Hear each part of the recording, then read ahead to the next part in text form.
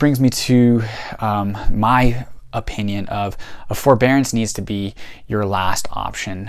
Of course, it's an amazing option for those borrowers that have been impacted by this, and it's really great because it just gives some breathing room where maybe we can focus on what's important, aka our health, our mental health, and family at this time, which also gives us that 60 to 90 day planning period moving forward. So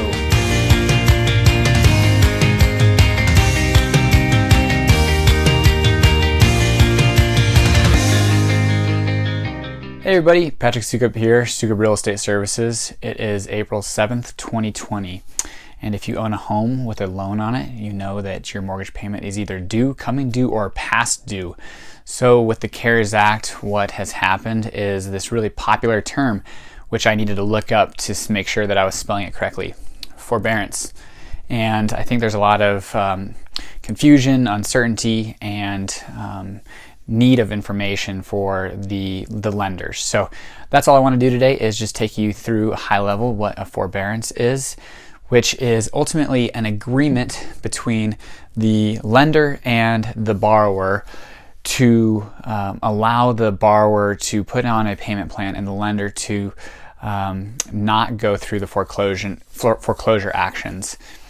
Which with the CARES Act, if you have a federally backed loan by Fannie, Freddie, or Ginnie, and it is federally insured, it is mandated that they allow you forbearance, meaning that you can make a call with no proof of hardship, so anyone can make the call and put their loan on forbearance, which originally is a term, from my understanding, of 90 days, but can easily be extended to 180 days, and then under certain circumstances can be increased to an additional 180 days. So potentially 6 months to a year of loan deferred payments.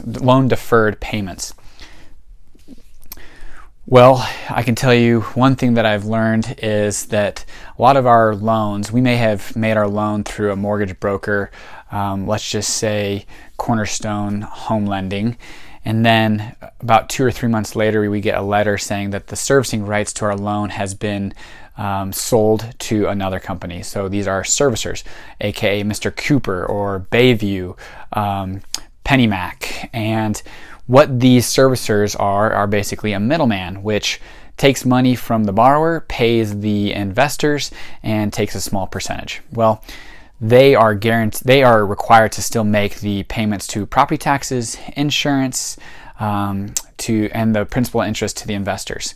Well, you can guess that right now there's about, according to Mr. Cooper, about 8 to 20,000 people a day requesting forbearance, and they're projecting anywhere from 10 to 15 million people to put their loans on forbearance. Well, that's a lot of money that these servicers aren't going to be getting, that are going to be needing to put into the investors' hands.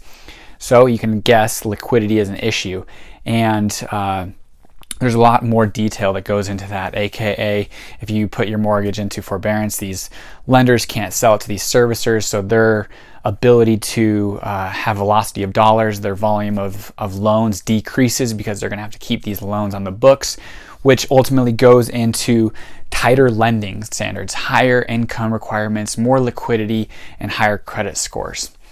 So it can get to be a pretty ugly trap if we continue down this road, and that's where it comes into more uncertainty, which is the payback. So each bank, lender, servicer has different standards or requirements or agreements of what they will allow for their paybacks. And that's where you as a borrower really need to look into what your agreement is for forbearance, if that is something that you choose to do. So generally what we're seeing is either a lump sum payback. So if you're putting your loan on forbearance for 2 months and the third month your forbearance period is over, your loan's $2,000 a month, well, month 3, that $6,000 is going to be due.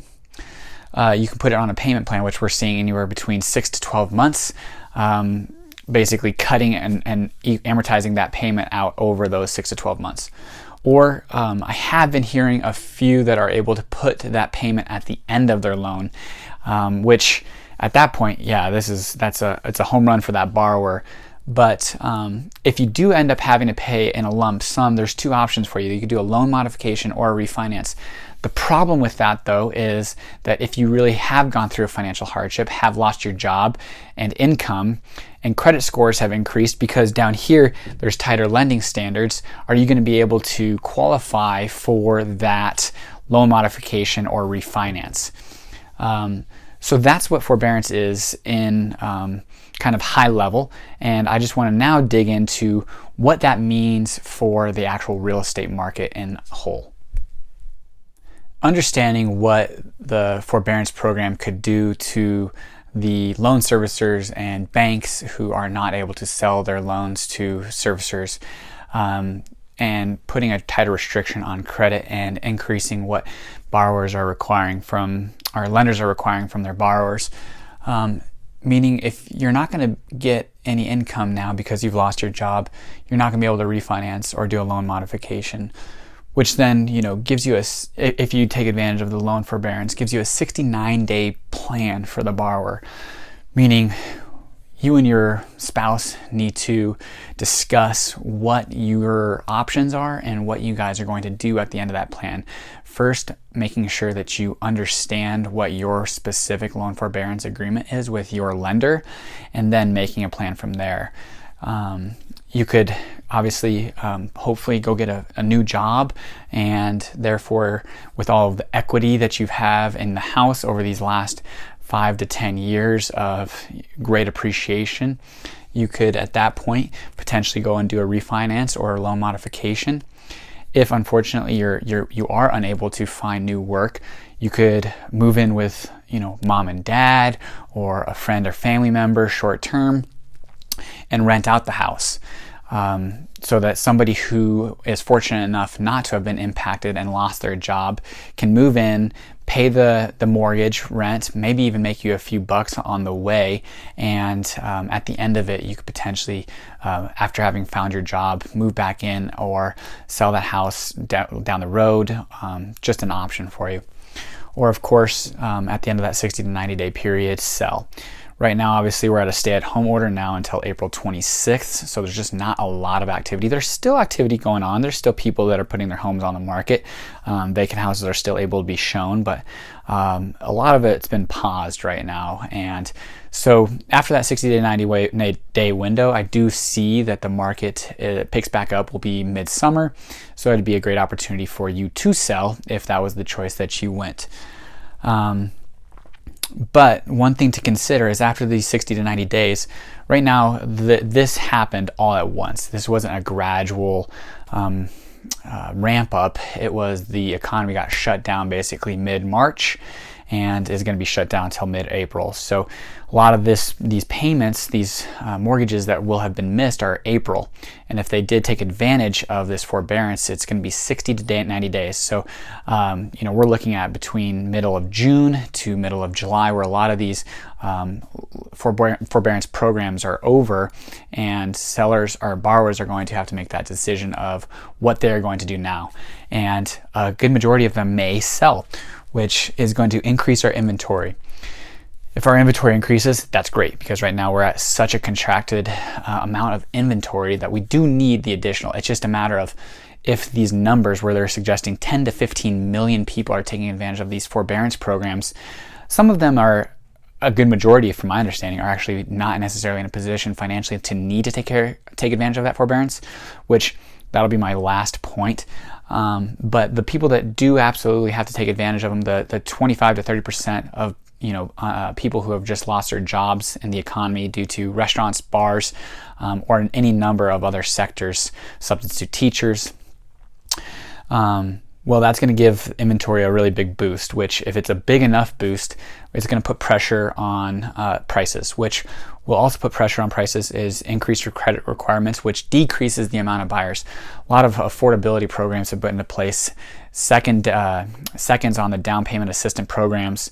So those might not necessarily be as heavily used or available because of the new credit requirements. Which really brings me to my opinion of forbearance needs to be your last option. Of course, it's an amazing option for those borrowers that have been impacted by this, and it's really great because it just gives some breathing room where maybe we can focus on what's important, aka our health, our mental health, and family at this time, which also gives us that 60 to 90 day planning period moving forward. So if you absolutely have to take advantage of it, do. If you don't, if you're in a position financially where you can pay your mortgage, pay the mortgage.